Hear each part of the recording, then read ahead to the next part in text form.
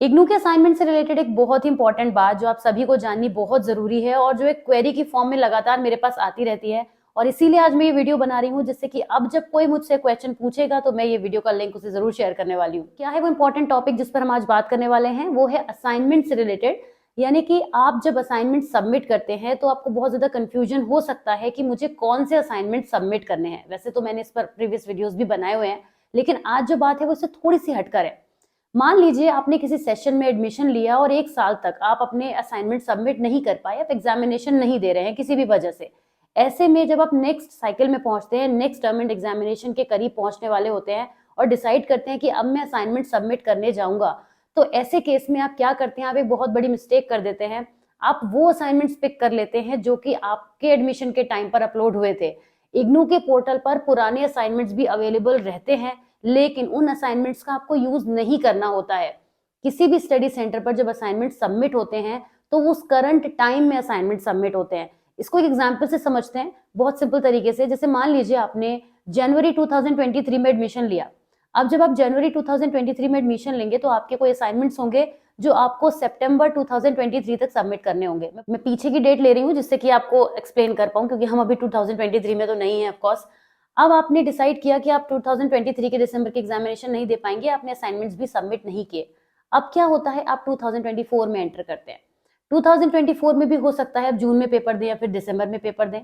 अब जब आप असाइनमेंट सबमिट करने जाते हैं तो आपको एक बहुत इंपॉर्टेंट काम ये करना है कि आपको वही असाइनमेंट चूज करने हैं या वही असाइनमेंट्स लिखने हैं जो उस टाइम पर अवेलेबल हैं या उस टाइम के लिए एप्लीकेबल हैं। यानी कि जब आप असाइनमेंट्स लिखने जा रहे हैं जून 2024 के एग्जामिनेशन में अपीयर होने के लिए, तो जो असाइनमेंट्स मार्च 2024 में सबमिट होंगे आपको वो वाले असाइनमेंट्स लिखने हैं।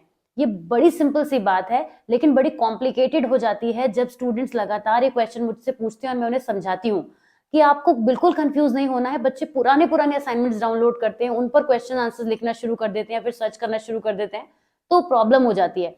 इसे लॉजिकली भी समझिए, क्योंकि ऐसा क्यों होता है मैं भी आपको समझा देती हूँ कि जब स्टडी सेंटर पर असाइनमेंट्स पहुंचते हैं तो जो इवैल्यूएटर हैं जो भी असाइनमेंट्स को चेक करते हैं, अगर वो आपके असाइनमेंट्स को चेक करने बैठेंगे तो उनके पास वेराइटी ऑफ असाइनमेंट्स हो जाएंगे। 2000 जुलाई 2023 का होगा कोई, दिसंबर 2024 का होगा कोई, इस तरीके से अलग अलग फेज के उनके पास असाइनमेंट्स इकट्ठे हो जाएंगे, तो उन्हें भी प्रॉब्लम होगी। To make it very simple, simple सा रूल बनाया गया है कि आपको उसी टाइम के असाइनमेंट सबमिट करने हैं जिस टाइम पर आप सबमिट करने जा रहे हैं, ना कि जिस टाइम पर आपने एडमिशन लिया था। तो ये एक बड़ी ही बेसिक सी क्वेरी है जो बहुत सारे बच्चे पूछते हैं, और मैं तो ये भी देखती हूँ कि बच्चे गलत असाइनमेंट्स बना के सबमिट कराते हैं और फिर उनको बहुत ज्यादा प्रॉब्लम होती है।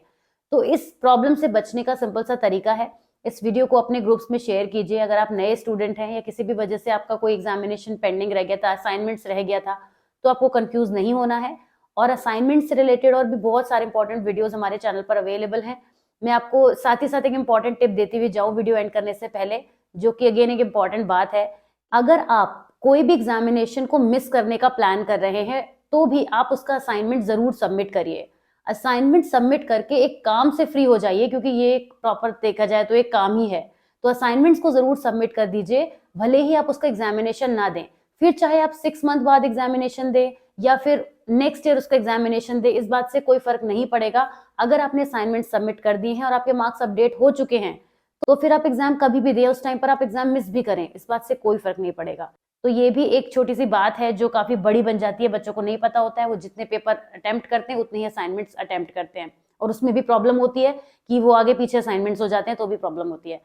तो आई होप ये क्वेरी आपकी रिजॉल्व हुई होगी इस वीडियो से। मेरा इंटेंशन स्पेसिफिकली इसी बात को यहाँ पे क्लियर करना था कि आपको कब कौन सा असाइनमेंट सबमिट करना है, ये जानना बहुत जरूरी है। तो press the like button if you have found this video useful, and keep watching our channel and keep supporting us like you always do. Thank you so very much, take care of yourself, bye bye.